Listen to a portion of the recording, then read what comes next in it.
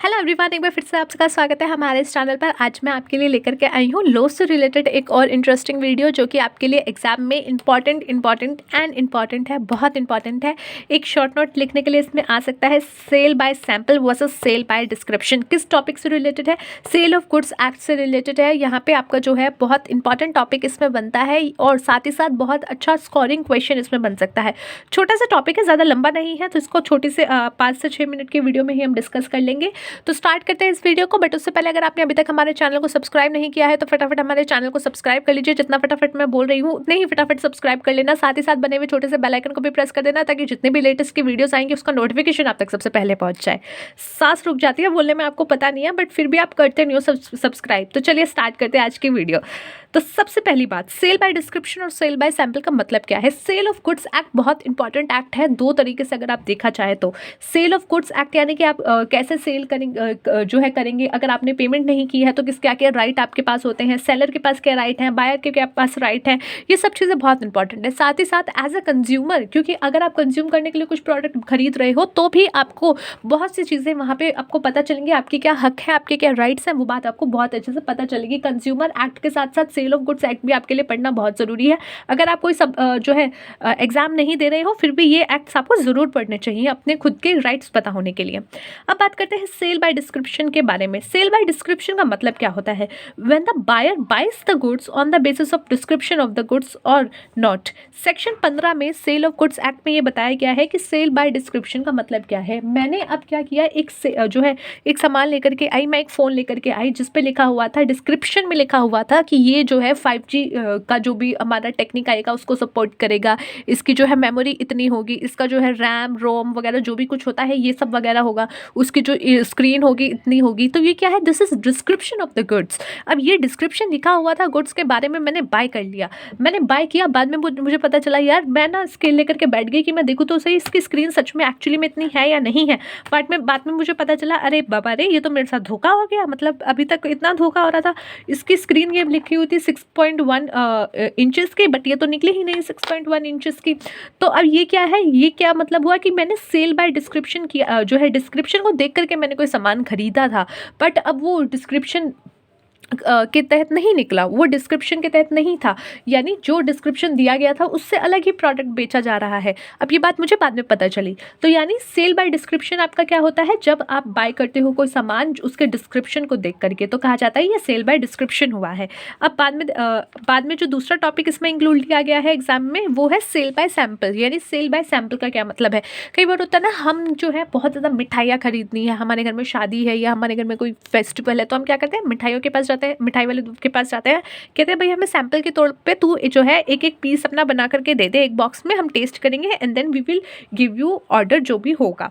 तो उस सिचुएशन में क्या करता है, वो एज अ सैंपल कुछ प्रोडक्ट्स देता है। अब उसने सैंपल में तो दे दिया देसी घी के प्रोडक्ट्स, बट हमने बाद में क्या किया, बाद में जब हमने उसको बड़ा ऑर्डर दिया तब उसने क्या किया, उसने बना दिया कोई लच्चू पच्चू वाले तेल में बना करके और कहा कि ये देसी घी की मिठाई है। जैसा सैंपल भेजा था बाबूजी वही काम दिया है आपको। तो ये कह करके उसने जो है सामान बेच दिया। अब ये क्या है? सेल बाय सैंपल क्या होता है? जहाँ पे जो है बायर थोड़ा सा छोटा सा सैंपल लेता है उस प्रोडक्ट का, जो भी वो खरीदने वाला है या जो भी उसको खरीदने की इच्छा है, तो उसको छोटा सा सैंपल लेता है, उसको एग्जामिन करता है यानी कि उसको देखता है कि ठीक है या नहीं है, तो और उसके बाद उसको ऑर्डर देता है और उसको सामान खरीदता है। अब सेल बाय सैंपल इज जो है डिस्क्राइब किया गया है under section 17 subsection 1 of the sale of goods act. अब ये दोनों का मतलब आपको समझ आ गया कि सेल बाय डिस्क्रिप्शन क्या होगा और सेल बाय सैंपल क्या होगा। Now come to the effect of conditions, यानी कंडीशन का क्या इफेक्ट पड़ता है। सेल बाय डिस्क्रिप्शन में goods shall correspond to the description, यानी कि जो डिस्क्रिप्शन में लिखा है वही माल होना चाहिए, जो डिस्क्रिप्शन में लिखा है वही माल होना चाहिए।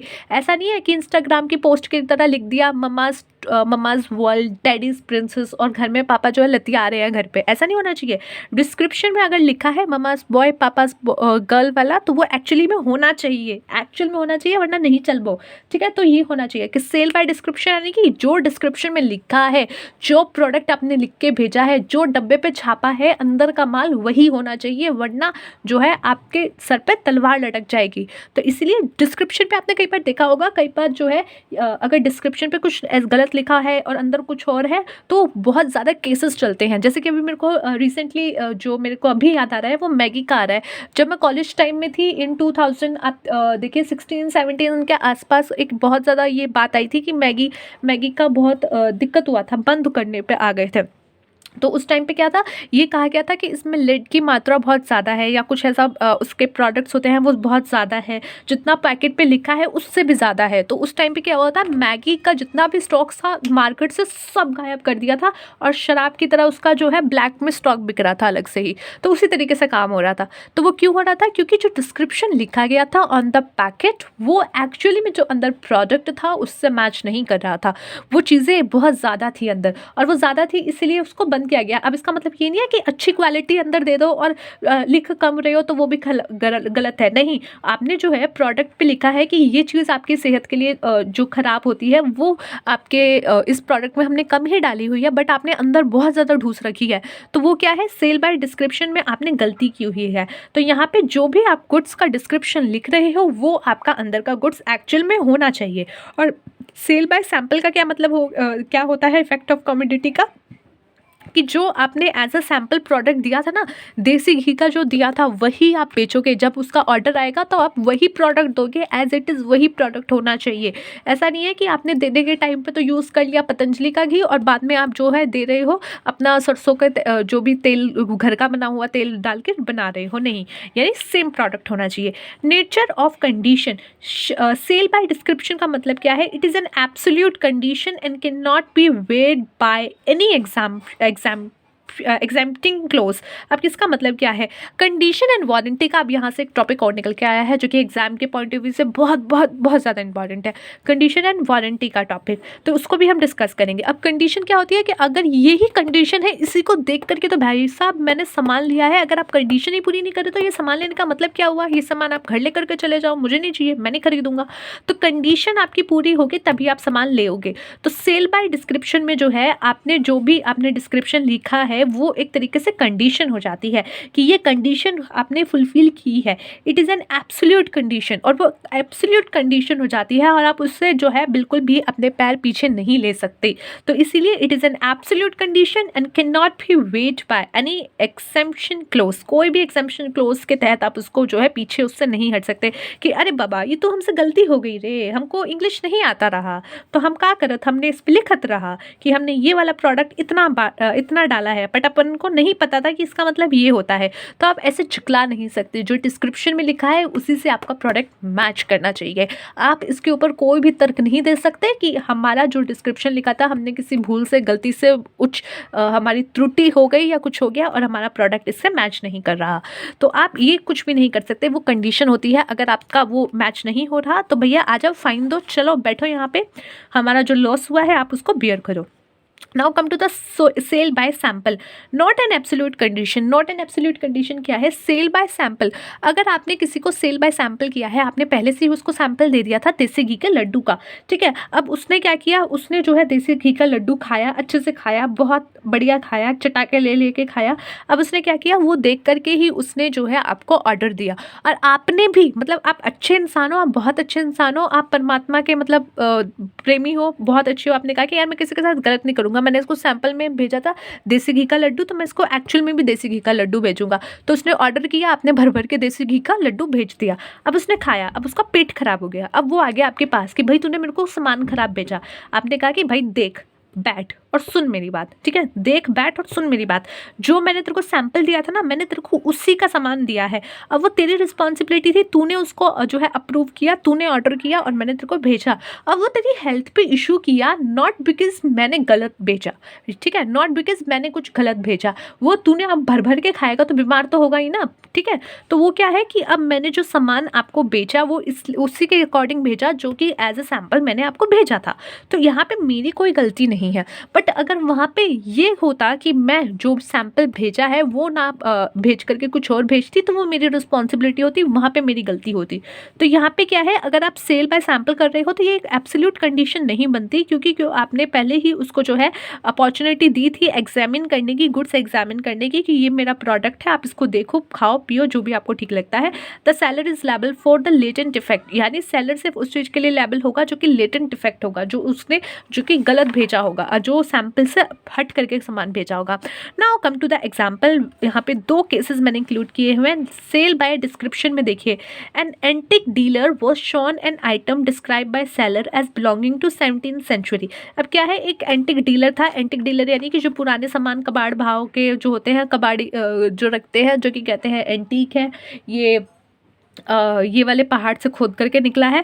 तो वो क्या है, एंटिक जो डीलर है उसने क्या किया है, एक सामान दिखाया और कहा कि ये 17th सेंचुरी से रिलेटेड है, और सामने वाले पार्टी ने उसको परचेज कर लिया। अब ये क्या है, उसने डिस्क्राइब किया, डिस्क्रिप्शन दिया क्या, कि ये 17th सेंचुरी से रिलेटेड सामान है, और उसने उसको बाय कर लिया। अब नाउ यहाँ पे क्या हुआ, डिस्क्रिप्शन में क्या आ गया कि that belongs to the 17th century.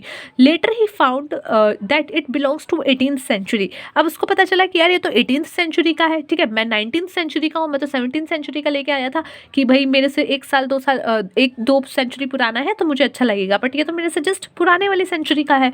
तो अब उसको पता चला कि यार ये तो गलत है, ये 18वीं सेंचुरी से रिलेटेड है। तो he was allowed to reject the goods on the ground of isolation of condition as the sale by description. अब इस केस में वो क्या कर सकता है, वो गुड्स को रिजेक्ट कर सकता है ऑन द ग्राउंड ऑफ कि ये जो है कंडीशन जो थी यहाँ पे वो आपकी हटी है, यहाँ पे आपने जो सेल बाय डिस्क्रिप्शन किया था वो गलत था। That is a case of Nicholson and Venny versus Smith Marriott. मतलब नाम बोलते हुए जबान को लकवा मार जाए, ऐसे ऐसे नाम होते हैं, ठीक है। तो ये आप देख लीजिएगा, जो भी आपको प्रोनाउंसिएशन इसमें समझ आए ले लीजिएगा। Now come to the sale by sample. अब इसका केस क्या है, a retailer of toy purchase some toys after inspect toys and finding no defect in the toys. अब एक बंदे ने क्या किया, टॉयज परचेज किए, उसने जो था पहले एक सैंपल के तौर पे कुछ टॉयज देखे थे, उसने इंस्पेक्ट किया और उसको उसमें कोई डिफेक्ट नहीं लगा, तो उसने क्या किया कि बाद में उसने टॉयज खरीद लिए। अब but one of the toys when purchased bye a customer of the retailer exploded in hands of his child. अब बाद में क्या हुआ, उसने जो गुड्स जो भी टॉयज खरीदे थे, बाद में क्या हुआ, उसका कोई कस्टमर उसको लेकर के गया, और वो जो प्रोडक्ट लेकर के गया था वो उसके बच्चे के बेचारे के हाथ में एक्सप्लोड हो गए, फट गया। तो court held that goods sold to retail violated implied condition about latent defect. अब क्या है, कोर्ट ने बोला कि जो गुड्स बेचे गए थे रिटेलर को, ठीक है, जो गुड्स बेचे गए थे रिटेलर को, जो लेके गया था वो शॉप वाला बेचारा, वायलेटेड इम्प्लाइड कंडीशन। अब इसमें क्या हुआ, जो इम्प्लाइड कंडीशन थी अबाउट लेटेड डिफेक्ट वो वायलेट हुई है, as buyer was expected to apply only reasonable and not complete examination, ठीक है। तो ये आपका केस था गॉडली वर्सेस पेरी का। तो ये आपके में जो है बेसिकली टॉपिक बन के आता है sale by description versus sale by sample का। यहाँ पे आपका डिफरेंस भी पूछा जा सकता है, या फिर शॉर्ट नोट लिखने के लिए भी बारे में पूछा जा सकता है about only sale and description and on, या फिर सेल बाय सैंपल के बारे में, या फिर दोनों के बारे में, ठीक है। अगर दोनों के बारे में पूछा जाएगा तो डिफरेंस लेकर के पूछा जाएगा, या फिर नॉर्मली पूछा जा सकता है 5 मार्क्स के लिए सेल बाय डिस्क्रिप्शन या फिर सेल बाय सैंपल, ठीक है। तो दोनों आएंगे तो डिफरेंस में आ सकते हैं, या फिर कोई एक ही इसमें से आएगा।